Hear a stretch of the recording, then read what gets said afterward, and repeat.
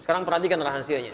Idza qala al-'abdu, kalau seorang hamba berkata dalam salatnya, iyyaka na'budu wa iyyaka nasta'in. Ya Allah, sekarang kami ibadah, salat kami jadikan hanya untukmu. Dan sekarang kami punya persoalan dalam kehidupan. Kami mohonkan solusinya hanya kepadamu. Qala Allah Azza wa Jalla, seketika Allah akan menjawab kalimatnya. Perhatikan perbedaan dengan jawaban-jawaban sebelumnya. Hadza baini wa baina 'abdi. Inilah perjanjian antara aku dengan hambaku. Wali 'abdi ma sa'al. Kalau sampai kalimat ini dia ucapkan benar salatnya, maka apapun yang dia minta aku akan kabulkan seketika itu. Namun ternyata amin saja tidak cukup dalam ibadah. Karena kalimat amin itu di dalam Al-Quran diletakkan setelah kalimat iyyaka na'budu wa iyyaka nasta'in ihdinas siratal mustaqim dan seterusnya ayat. Yang paling mendasar dalam kalimat di Al-Fatihah yang ditutup dengan amin ini, letaknya kata para ulama tafsir, rahasia utamanya ada di kalimat iyyaka na'budu wa iyyaka nasta'in. Kenapa Anda kemudian respon dengan amin di setelah kita tuntas mengucapkan waladhdallin? Perhatikan rahasia besarnya tercantum dalam hadis riwayat Abu Daud nomor hadis 649. Perhatikan kalimatnya, di sini letak rahasianya. An Abi Hurairah radhiyallahu ta'ala anhu qala, hadis riwayat Abu Hurairah semoga Allah meridai kepada beliau, qala, beliau menyampaikan, qala Rasulullah sallallahu alaihi wasallam, Rasulullah sallallahu alaihi wasallam pernah bersabda, qala Allah azza wa jalla, Allah pernah memfirmankan dalam hadis qudsi. Jadi ini qudsi hadisnya. Qasamtu shalah baini wa baina 'abdi 'ala qismain. Saya bagi salat kata Allah sebagai hak dan kewajiban antara aku dengan hambaku. Wali 'abdi ma sa'al. Dan kalau hambaku, perhatikan garisnya. Kalau hambaku benar menunaikan salatnya, aku akan kabulkan apapun yang dia minta seketika. Kalau dia benar menunaikan salatnya, aku akan kabulkan apapun yang dia minta seketika. Perhatikan kalimatnya. Idza qala al-'abdu alhamdulillahi rabbil alamin. Kalau seorang hamba dalam salatnya mengucapkan alhamdulillahi rabbil alamin, qala Allah azza wa jalla, langsung Allah jawab kalimatnya. Hamadani 'abdi, hambaku sedang memujiku. Wa idza qala al-'abdu ar-rahmanir rahim, kalau hambaku mengatakan ar-rahmanir rahim, qala Allah azza wa jalla athna 'alayya 'abdi. Allah menjawab hambaku sedang menyanjungku. Wa idza qala al-'abdu maliki yaumiddin, kalau hamba kemudian berkata maliki yaumiddin, qala Allah azza wa jalla, Allah menjawab majjadani 'abdi, hambaku sedang mengagungkanku. Sekarang perhatikan rahasianya. Idza qala al-'abdu, kalau seorang hamba berkata dalam salatnya, iyyaka na'budu wa iyyaka nasta'in. Ya Allah, sekarang kami ibadah, salat kami jadikan hanya untukmu. Dan sekarang kami punya persoalan dalam kehidupan. Kami mohonkan solusinya hanya kepadamu. Qala Allah azza wa jalla, seketika Allah akan menjawab kalimatnya. Perhatikan perbedaan dengan jawaban-jawaban sebelumnya. Hadza baini wa baina 'abdi.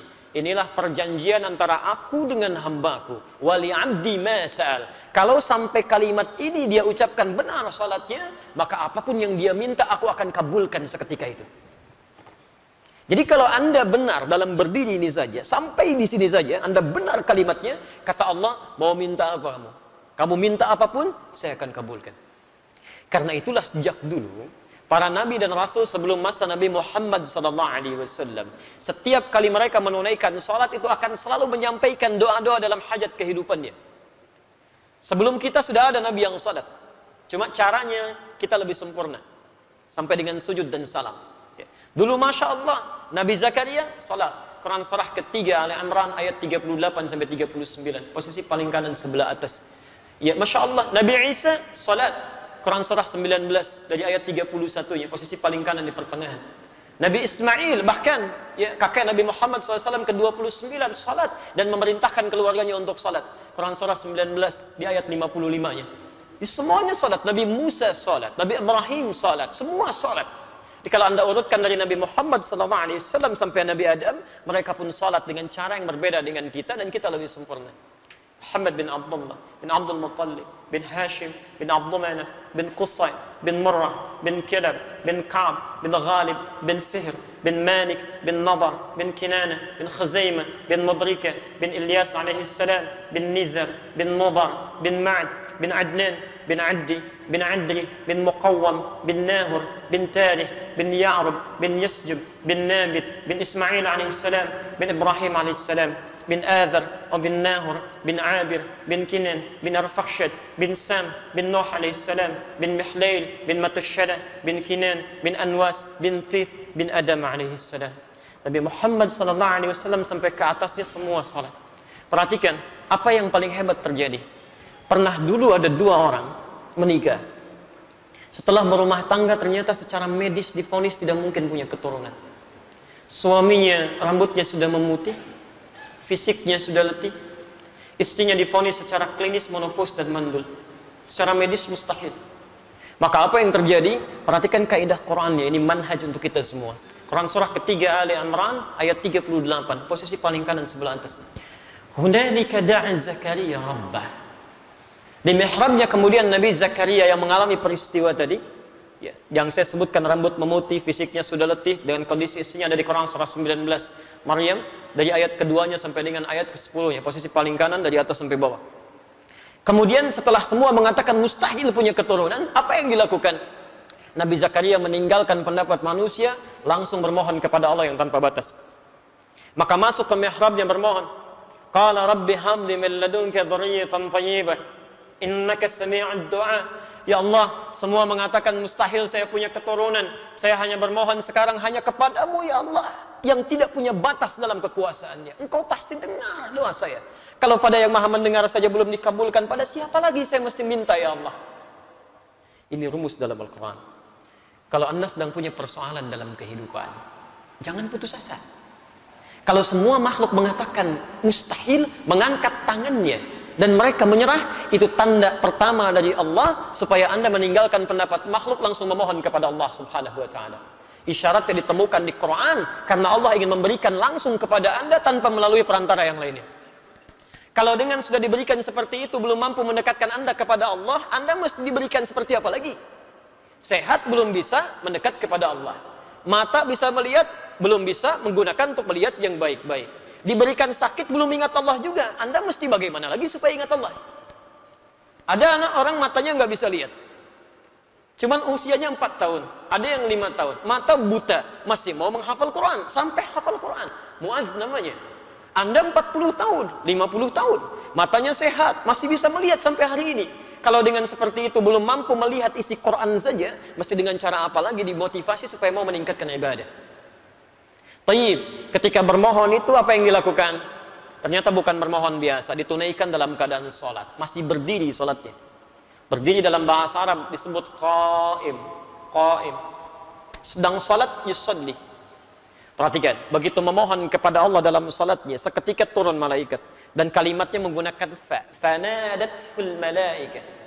Ada yang menggunakan waw, ada yang menggunakan thumma, ada yang menggunakan fa. Itu berbeda.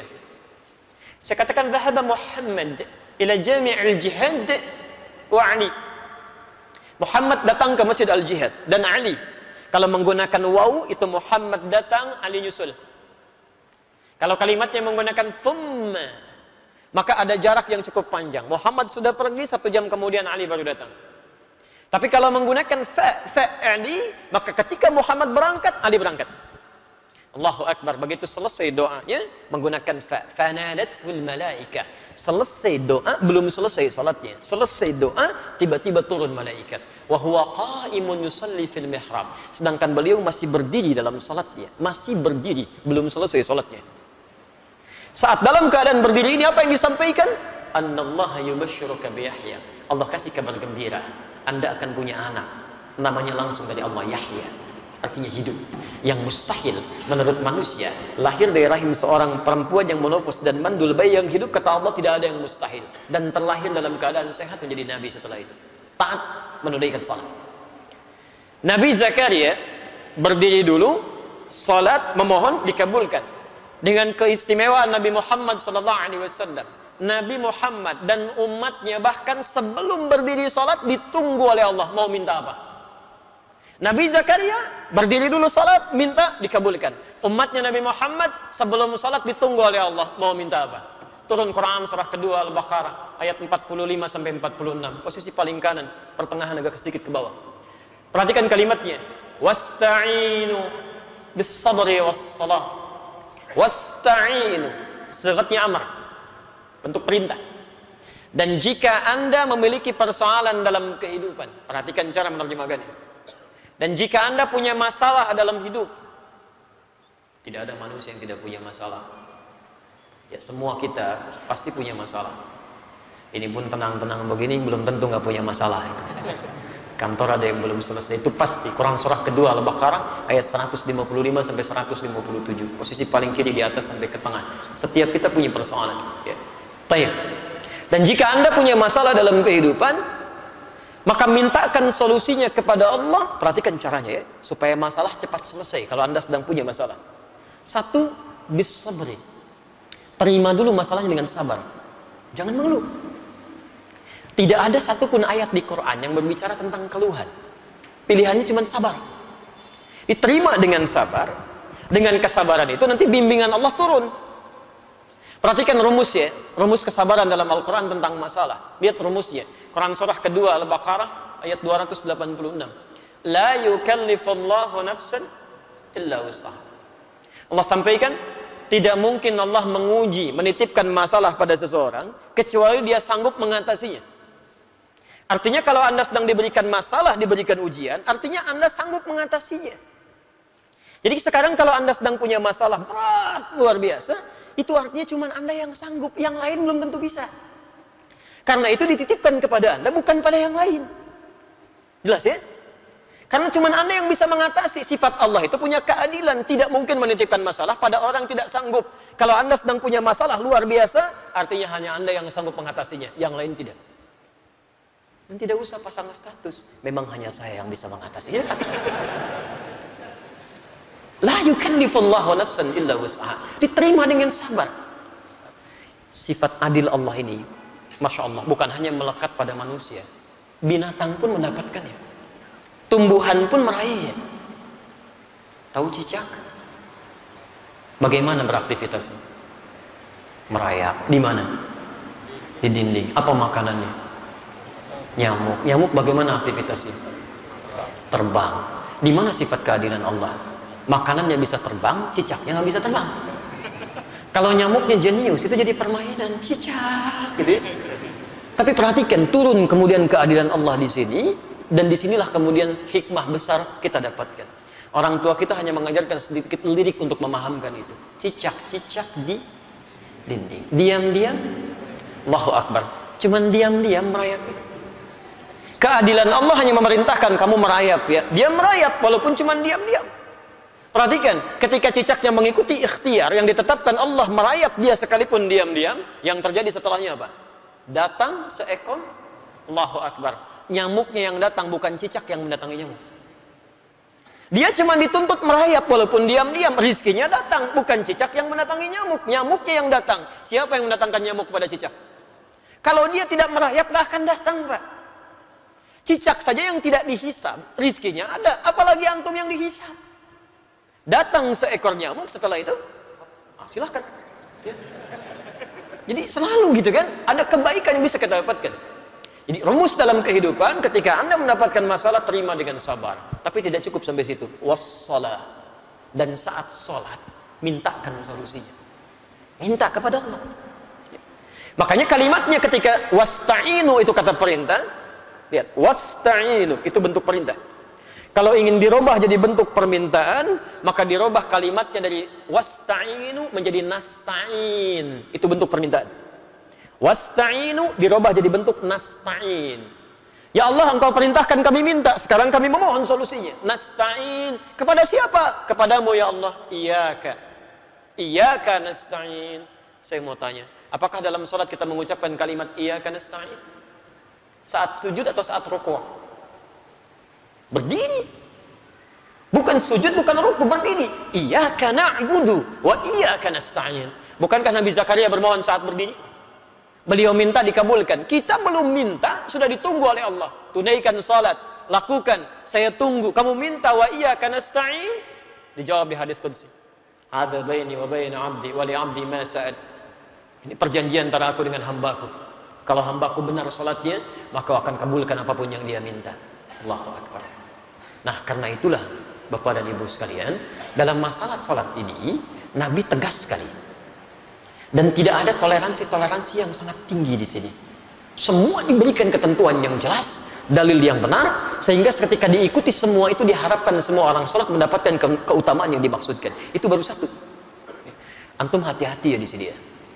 Pernah dulu di zaman Nabi, ada orang masuk ke masjid Nabi, namanya Khalad Az-Zuraiqi. Salat di samping Nabi. Tapi jadi bermasalah. Itu ada di Al-Bukhari, nomor hadis 751, 757, di hadis Muslim nomor hadis 397. Babnya babul musifis salat, bab tentang orang yang salatnya bermasalah. Qila bima ma'na, dikatakan ja'a rajulun ila Nabi sallallahu alaihi wasallam. Datang seorang lelaki kepada Nabi sallallahu alaihi wasallam. Fadakhala ila al-Masjid an-Nabawi, maka masuk ke Masjid Nabi. Fa shalla bi janbin Nabi sallallahu alaihi wasallam. Maka salat di samping Nabi sallallahu alaihi wasallam. Dari mulai takbir sampai dengan salam. Falamma sallama yaminan wa shimala, tatkala salam ke kanan dan ke kiri, tiba-tiba faqala lahu an-nabiy sallallahu alaihi wasallam. Nabi sallallahu alaihi wasallam langsung berkata pada orang itu, "Shalli fa innaka lam tusalli." Anda salat lagi karena Anda belum salat. Padahal sudah salat. Fa'ada salatahu 3 marrat. Kemudian ia mengulangi salatnya sampai dengan 3 kali. Faqala lahu an-nabiy sallallahu alaihi wasallam mithla ma kana. Setiap kali dia salam, Nabi tetap mengulangi kalimat yang sama. Ulangi salatnya, kamu belum salat. Faqala ya Rasulullah ma ahsinu ghairah. Maka dia berkata, ya Rasulullah, saya tidak bisa lebih baik lagi daripada ini. Faqala lahu an-nabiy sallallahu alaihi wasallam. Maka Nabi berkata kepada orang ini setelah dia mengatakan, "Alimni, tolong ajarkan saya." Kata Nabi, "Idza qumta ila shalah fa asbighul wudu." Kalau ingin salatnya sempurna, begini, sempurnakan dulu wudunya, dicontohkan Rasulullah. Kemudian famastaqbilil qiblah, menghadap ke arah kiblat, begini caranya. Diatur dari mulai berdirinya, merapatkan safnya, sampai dengan kemudian bertakbir sampai salamnya. Setelah selesai itulah kita mendengar kalimat sampai hari ini. Sallu kama ra'aitumuni usalli. Al-Bukhari nomor hadis 651. Salatlah kalian persis seperti melihat saya ini salat. Nah, ternyata praktek Nabi ini meminta kita salat seperti pernah melihat Nabi salat. Dulu sahabat melihat dan mengajarkan pada generasi setelahnya, bukan ingin membebani kita salat, tapi supaya salat kita benar. Dengan benarnya salat itu, manfaat salat bisa kita dapatkan dalam kehidupan. Minimal doa kita bisa dijawab oleh Allah. Bukankah dalam semua gerakan salat ada doanya? Ruku ada doanya, sujud ada doanya, duduk di antara 2 sujud 7 permintaan, ada yang minta rezeki, ada yang minta rahmat, ada yang minta ampunan, ada yang minta perlindungan, Rabbighfirli warhamni wajburni warfa'ni, dan seterusnya. Subhanallah. Jadi ada kebaikan di situ. Itu baru 1, belum 4 yang lainnya. Karena Allah menjamin ada 5 kebaikan yang diberikan pada orang yang sholatnya benar, yang tidak akan pernah diberikan pada yang tidak sholat, atau bahkan orang sholat tapi sholatnya tidak seperti yang diinginkan oleh Al-Quran dan dituntun oleh Rasulullah SAW.